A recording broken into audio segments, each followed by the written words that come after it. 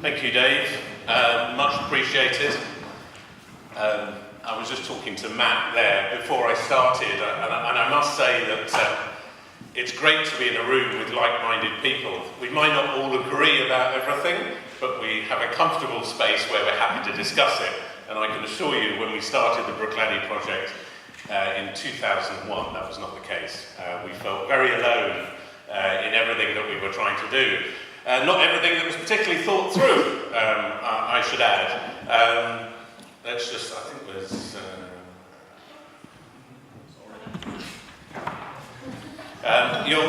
you will see this lovely picture here of the Bruichladdich distillery in the sun and trees, so it clearly can't be on either. This is a slightly misleading slide because it looks now like we know what we're doing, and hopefully we do. We have four clearly demarcated brands. We believe we have, but I'm going to take you back a little bit to try and take you through a little bit of the history. So I'm just going to take you through the journey. I'm going to try and get through almost 18 years in 25-30 minutes, so we'll miss out a few years as we go. Just about why we got involved in whisky in the first place, why we started the project. Survival. Survival was the first, I would say, 10 years of our project. It was all about getting through it. And I'm sure that will resonate with many of you in the room today.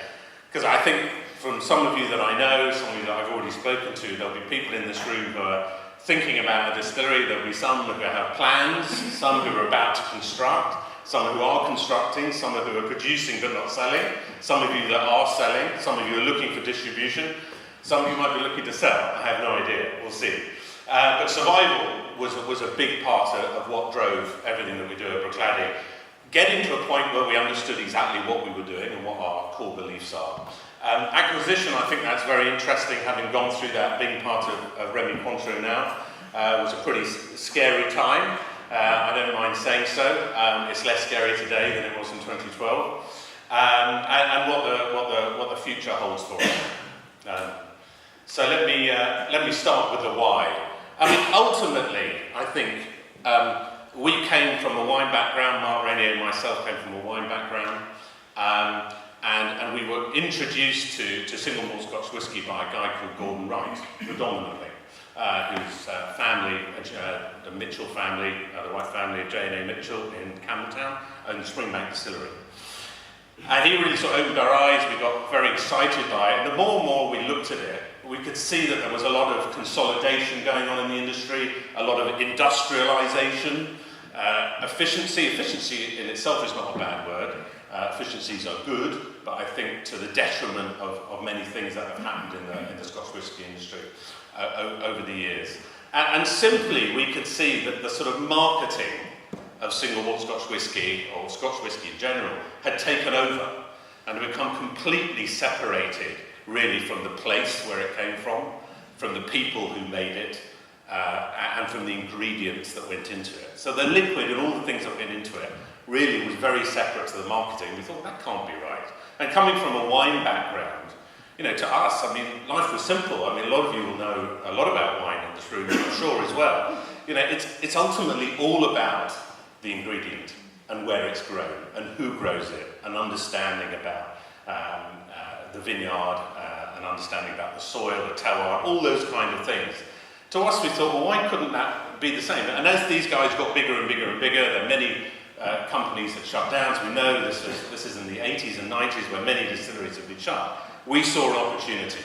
And, you know, frankly, it was a financial opportunity. We saw there was a business opportunity. And it has to be a business opportunity always, I think, to Ian's point. Just gives you a quick, well, we were lucky, unlike a lot of you who are starting from scratch, we were able to get hold of a distillery that existed. And actually it was an 8-year journey, so we started this in the early 90s, trying to buy, in fact, Ardbeg, we tried to buy, and then that was bought by Glenmorangie, and then we managed to buy Bruichladdich in December.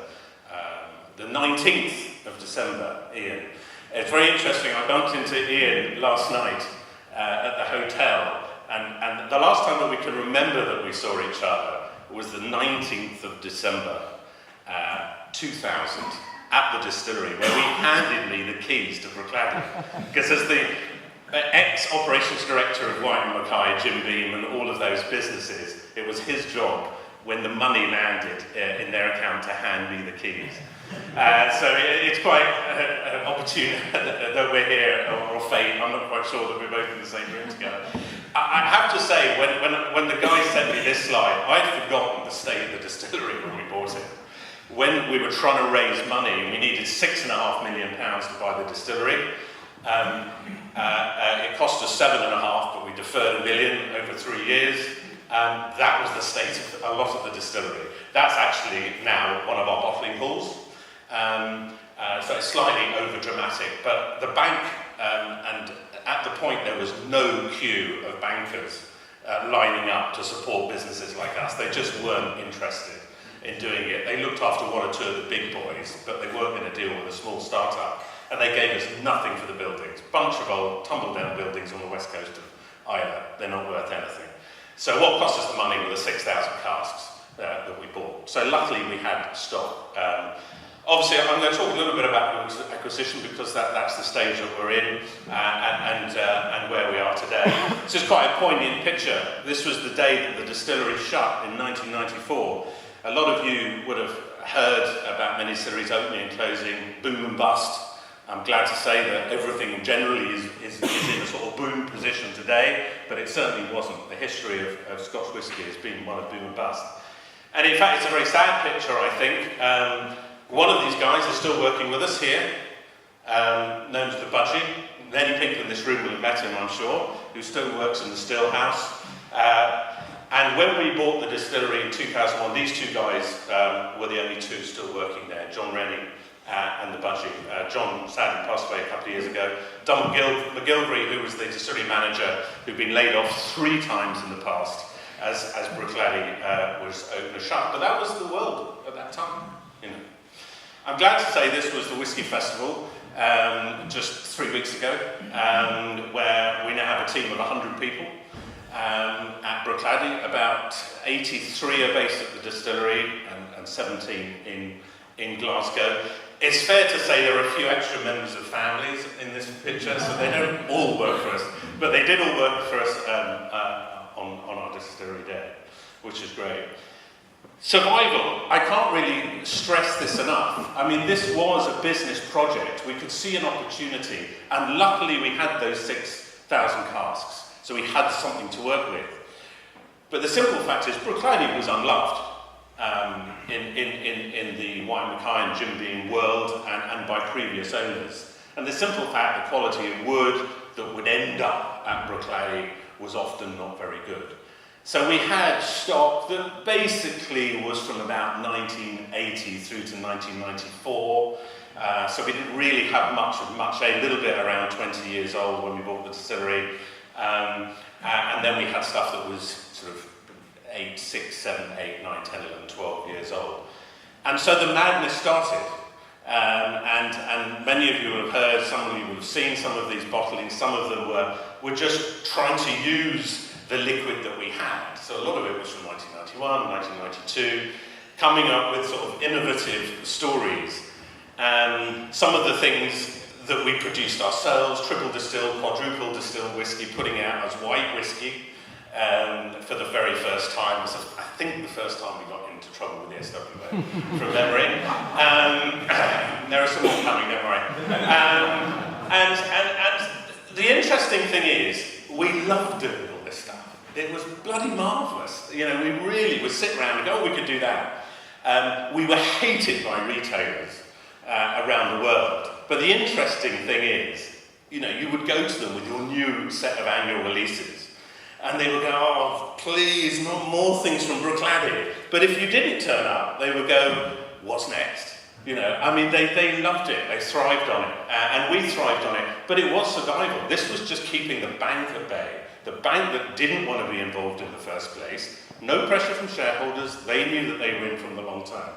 And nobody had really done this before. Nobody, very few people had, certainly from outside the industry, had bought and reopened a distillery.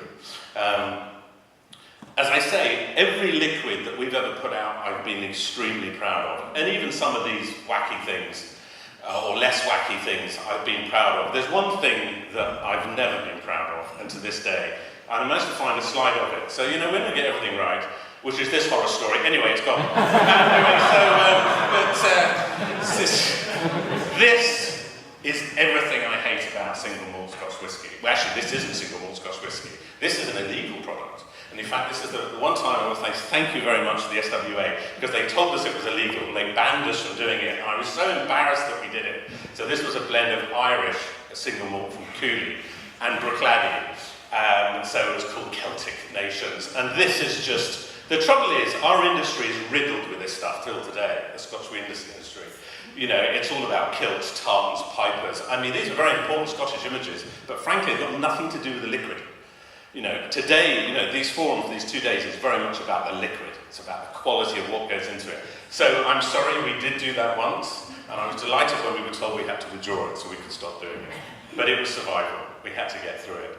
The other bit of survival to us was the fact that we had a number of sort of small independent bottling businesses. We had Murray McDavid, which is something you'd heard of at the time, that I'd started with Gordon and Mark.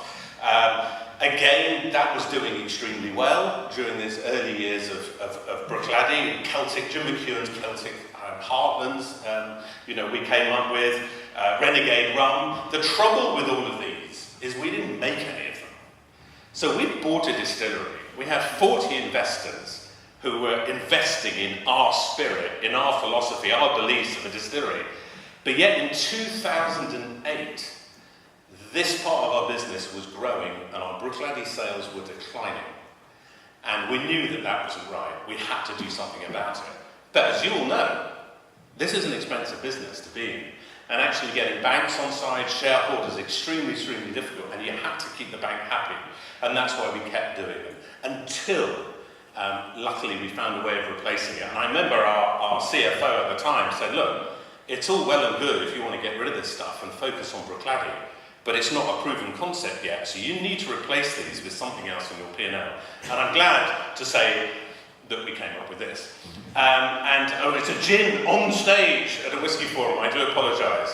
But I think it's important because it's about innovation, it's about being smart and thinking ahead of the game. We had no idea there was going to be a super premium gin boom when we had a Lowland still, one of the original Lowland stills, that we discovered in the old Inverleithen distillery back in 2002 when it was part of the Dumbarton Grain distillery that was being knocked down. We managed to do a deal with Allied at the time and with a demolition company, Demolition Dave, who turned the blind eye for 4 weeks, and he went in and we brought all these bits out. And we had this Lowland still, and it sat for 10 years in a field until 2009. So a year after we had this problem with the bank and this rest of it, and we thought, you know what? Let's make a gin with it. Why not? We can get Provenance in the gin. We can Island Botanicals. I'm not going to tell the story of the gin, but I have to say that saved our bacon, and it allowed us to do away with all those under-independents. So suddenly, in 2010, we were only selling and building the business on the spirits that we were making ourselves, as opposed to a sort of independent businesses. But frankly, I think we were still a little all over the place. In 2007, our chairman at the time suggested, he said, look, this is great, guys. Okay, we're making some money, but, you know, you're doing all sorts of different things.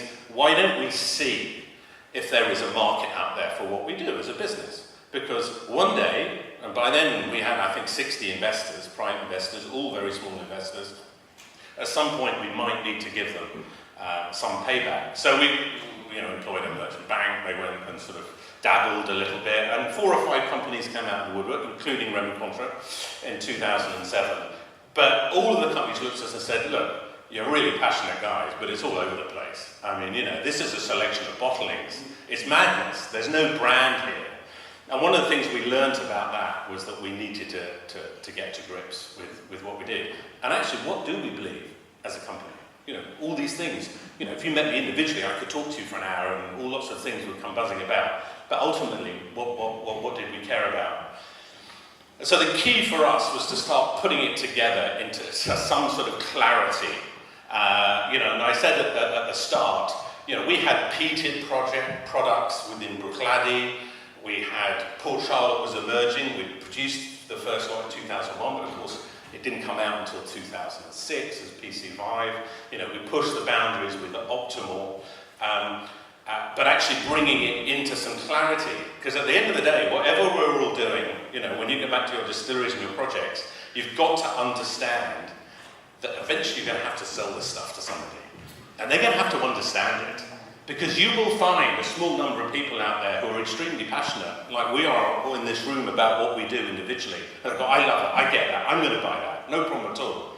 But we're not enough. And we need to go a bit more. We don't need to go far down the triangle. See, I've been part of Remy Contra now for 6 years. I can tell you about pyramids and things like that. I didn't know how to do a PowerPoint until 2012, when I had to go to Paris and do a presentation. And I still don't. I didn't do this one. And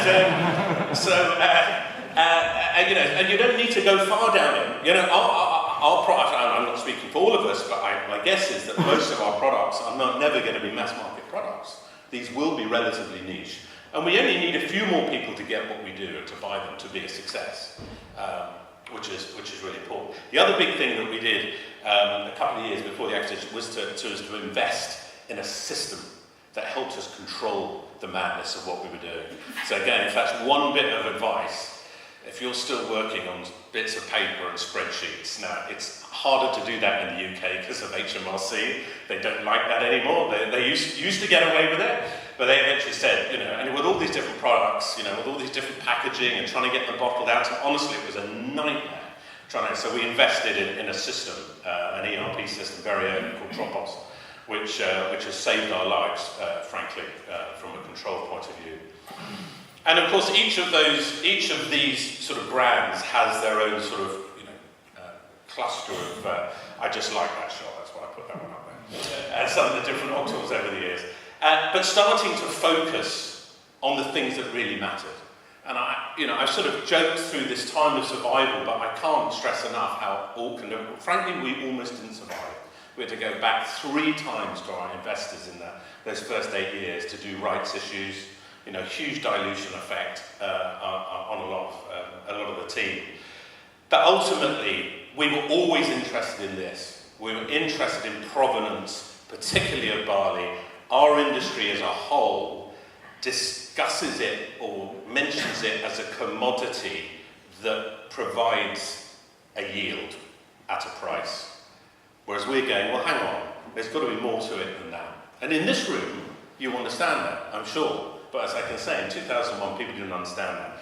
So in fact, in 2003, we did our first barley provenance, but of course had to wait a number of years before it came out. First time we grew organic barley for the first time, 2003. 2004, we decided to grow barley on Islay for the first time in the history of whiskey making on Islay, which still surprises some people today. Barley's never been grown on Islay until 2004 for whiskey production. Investigating sort of rare varieties. These are our 2 current releases. The Bear is on tasting tonight. I've also brought a bottle which I believe will be the first sort of tasting of biodynamic whiskey that we made in 2011, which isn't out there yet. These are things we dearly, dearly care about. And it's not just because of where they come from and the fact that we have relationships with these farmers, but actually it's about flavour and taste. And it's interesting to talk about the various speakers and managing them and getting them out. Every single one of these, and depending on the vintage, requires a different handling, which is why we care deeply about aging all of our liquid at the distillery so we can watch over it and it can live and breathe in the conditions of Islay. This is just a sort of update. So we're now working with 19 farmers on Islay. I can tell you, every year there's a complete panic about whether this is a good idea or not. A farmer said to me the other day, one that hasn't been persuaded to grow barley yet on Islay, he said, we reckon it goes in a 7-year cycle. We reckon you're going to get 1 great year, 2 okay, 3 rubbish and 1 wipeout. That's not really great for Islay farmers. So it took about 3 or 4 years of underwriting it with Islay farmers before we became very comfortable with it, and they're now comfortable. And I say last year, 1/3 of our barley requirements, 1,500 tonnes, came off Islay. And we're able to keep most of it separate, but not all of it separate, because at the moment all of our maltings is done at Baird's in Inverness, so it all has to go all the way up to Inverness. But we do have a project to build our own maltings, which hopefully in sort of 3 years' time we'll have our own maltings where we can keep all of these separate. I'm only putting this slide up here is because Remy, when we did finally join them in 2012, they said, look, we love what you do, but you're going to have to write this down, because the sales teams are not going to have a clue. The retailers, we're going to have to explain to them what we do. So we created our manifesto of all the things, and this is a 97-page PowerPoint, and you'll be glad to know I'm only doing page 1, because behind each one of these there's like 25 beliefs to do with it. But ultimately, you need to believe something in this industry. If you're going to be different to somebody else, you need to totally understand and believe what you're doing. Because if you don't, you will be found out.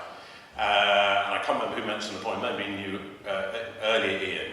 The simple fact, if you've only got one layer and people get behind it and they start asking questions and investigating, and you realise that actually it's all built on marketing bullshit, which our industry today is still riddled with, which is a great shame in my view. So here, there are layers and layers, and if we don't believe it, we don't do it. It's as simple as that. And if you compromise on one thing, so our sort of in-house catchphrase, you compromise on one thing, well then why don't you compromise on a second one, and then a third one? It's not cheap doing it the way we do it, but we believe it, and it's the right way to do it.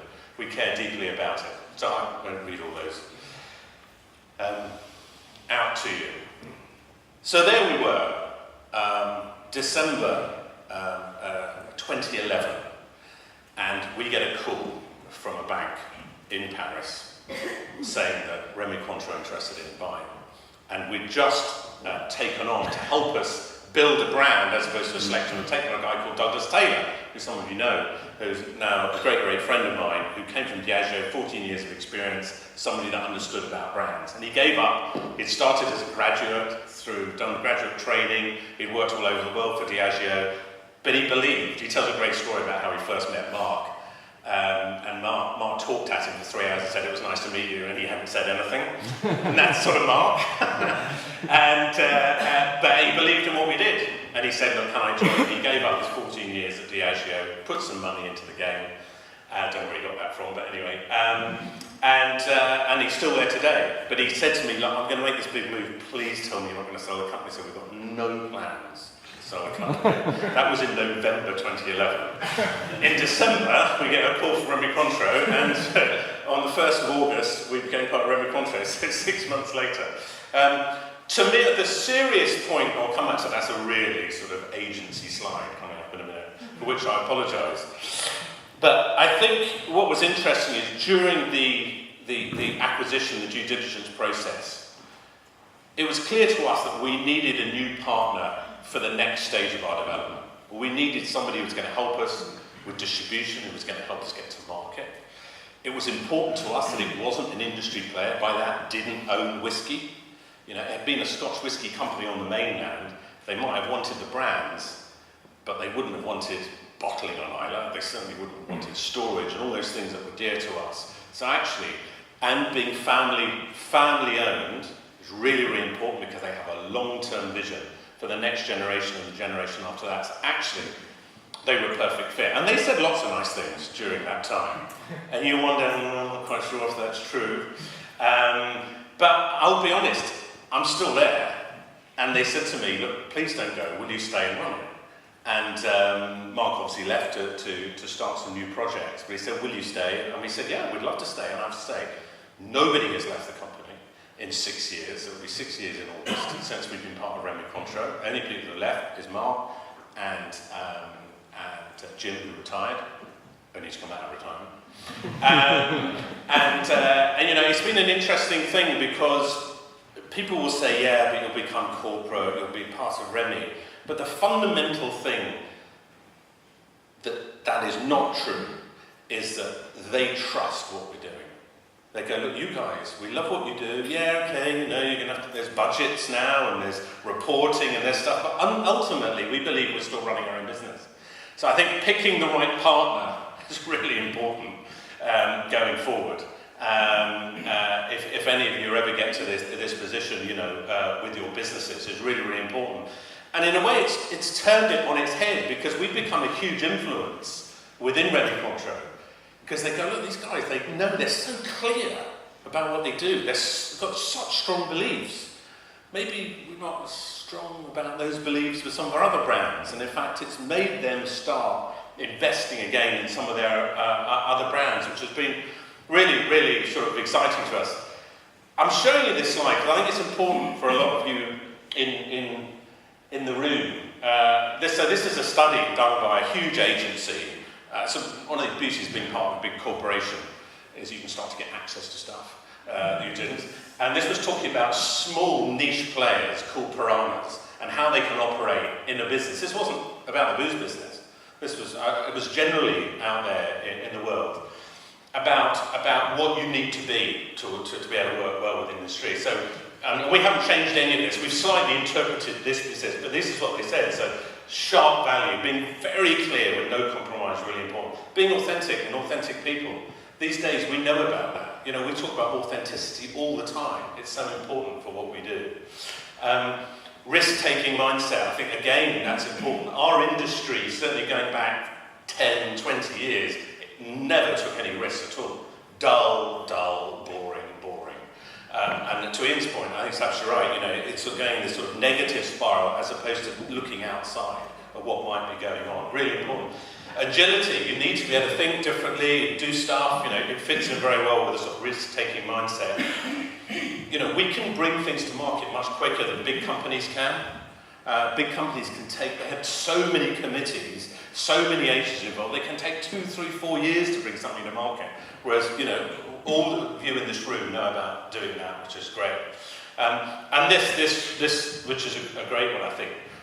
And I think it's particularly interesting now we're part of a bigger company, because one of the tendencies you start spending a lot of money, but actually you don't need to. With our brands, you've got to be clever. You've got to get in front of people. It's the old thing, it's shoe leather. You know, it's talking about what you do. It's relationships. It's, you know, they use a horrible term, liquid to lips. But it's actually, you know, what we're going to do tonight, we're going to share drams, okay, and talk about whiskey together. And that makes it fun. So and we believe that Bruichladdich within Remy Cointreau ticks all these boxes. So we feel we're in good shape. And the great thing is, this is not the end of the journey. Frankly, this is the start of the next level of our journey, I would say, as part of Remy Cointreau. Yes, we've got the backing of a big partner, which is important. I'll go through this quickly because you know about our transparency campaign, a sort of second reference to the SWA, I suppose. And there was a discussion about non-age statement earlier. Yes, non-age statement has come under quite a lot of scrutiny because people don't trust it. So we thought, well, we don't want to be tarnished with that, which is why we started this whole transparency thing. And so we decided, although we're not allowed to say the ages on the packaging, the rest of it, we decided to codify it digitally, and so that you can find out what's in your classic laddie. It tells you exactly the years that are in it, the barley strains, the different kind of woods, so you can take the code off the thing. The SWA don't like this because they believe that it's flouting the law. And the first discussion that we had with them, we went to talk to them. I was slightly worried that there were 3 lawyers in the room.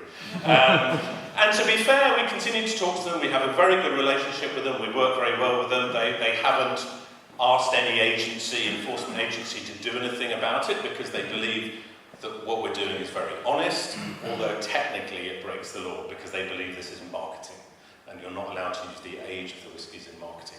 We don't believe. We believe you've already committed to buy a bottle and then you move on. Being innovative, you know, I think digital is massive for all of us. You know, it's a chance for us to get a seat at the table without too much money. So we do a lot of this kind of stuff, digital tastings globally, not of existing products, but interesting things in the warehouse. And future, I think we have very clear things we want to do, like stay on Islay. We're Islay-centric. We have a huge sustainability program on Islay. Simple fact is, if all the Islay distilleries put all of their whiskey on Islay, it would possibly destroy Islay. So it's probably good that they don't do that. But we do it. We believe it's important, and we want to keep doing it. And I'm delighted that the Area de Broy family share our sense. So we are This is the biggest warehousing project that's ever, so I think we're in phase 2 just here. Here's the distillery just here. But it isn't just about putting warehouses up. That's a really important point. We've hidden the road, we've dug it down, we've had to colour this road, so from Bamor you can't see it. So we've had to put a pigment into the concrete. We've put in over 2,000 trees around it, so within 10 years' time you won't be able to see it. A lot of it is buried down. We've got juniper, we've reintroduced juniper to Isla, which is being planted all the way there. So whatever you're going to do as a corporate entity, you also have to think about the community that you're in and do it the right way. It's not just about jobs. I think that's really important. So that looked ugly. Now that all that's covered in lovely botanicals that we picked for the botanist, I'm glad to say. And the other thing is, 3 weeks ago, we've just acquired this farm on the right. Something we would have dreamt of doing under our own ownership, but to have our own farm now, where we're going to experiment with different barley varieties, different strains, rye maybe, on our own estate, is very, very exciting. One more thing, if I may. The simple fact is that we love what we do. That's why I'm here today. Our team love what they do, and I'm glad to say that you can be part of a bigger company who love what you do as well. So much so that we've started sort of to expand, I suppose, beyond Matt. There you go, and it's great to have you here. So Weston's joined the group 15 months ago, which is fantastic, and also Domaine des Eaux Glaces, which you probably don't know is a tiny organic single malt distillery in the Alps, but we just got planning permission on Friday for his new distillery. Matt, which is very exciting that we're going to build with him. And these are all founder-led businesses that share our same vision about taste, flavour, authenticity, doing it the right way. Does it mean we've got everything right? No, but we do have a sort of common care about the liquid and all of the things that go into the liquid. Thank you.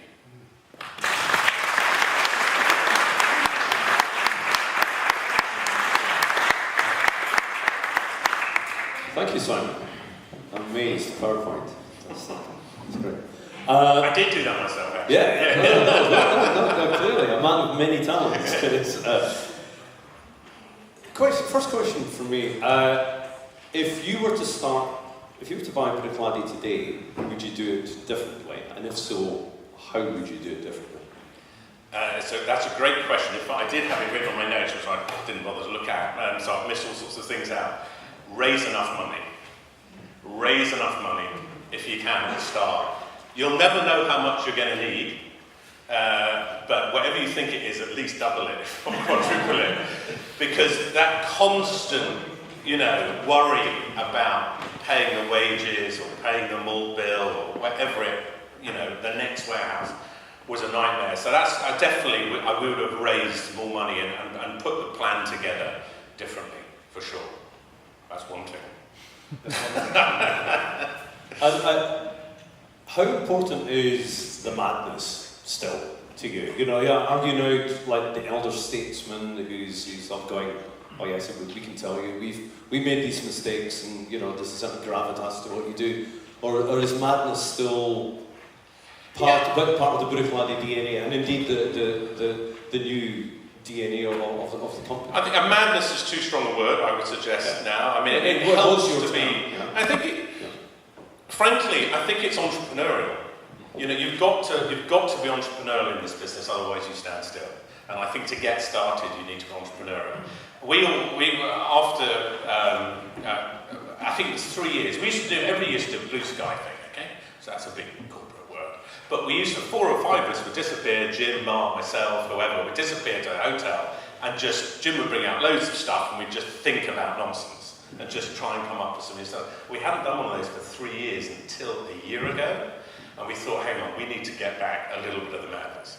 Not madness, but I think we just need to, because we've got loads of great things in the warehouse that aren't out there yet, but just get back to some of those things that drive us. And in fact, I think we've come to a really exciting place, which partly driven that farm is part of that exercise. Guys, open this to the floor, yeah. question up here. So.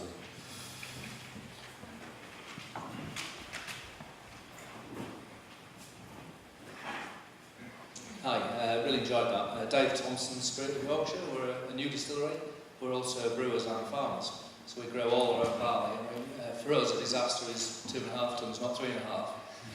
What would you do if you didn't have anything coming out of these farms? I mean, that would be a disaster for you. But what sort of contingency plans do you have for that scenario? Yeah, so in a way it is underwritten. So we commit as a business to buying 100% Scottish grown barley only.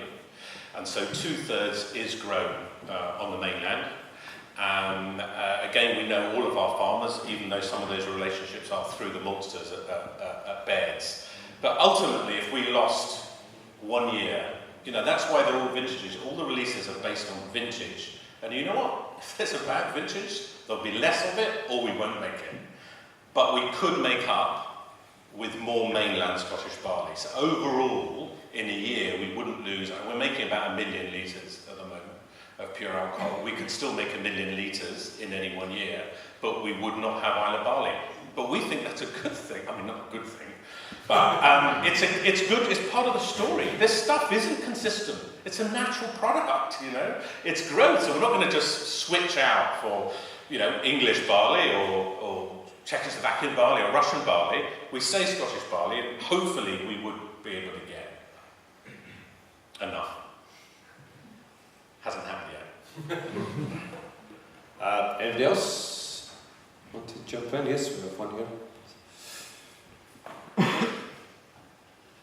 Hi, Eitan from the Milk and Honey Distillery in Israel. That was great. You have a great presentation value, so keep doing it, your presentation. Branding perspective, you have very different brands out there. All of them have a specific character. The gin is very different than the other, Port Charlotte or Coughlin. Along something just starting, you thought to do the same branding from the same, let's say, house of brands, or you knew it was going to be very different, and all of them have different branding, different bottles, and etc., or you ever thought about doing it all under the same roof? Yeah, all of those things. This has been probably the thing that's taken as much of our brain space as anything else over this. What we found was when, in the early days, we had peated products, Bruichladdich, basically, since 1962, has always been unpeated Islay. In a way, Bruichladdich is the odd man out here. And then we started introducing, full strength, the peat proposal, we had Bruichladdich peat.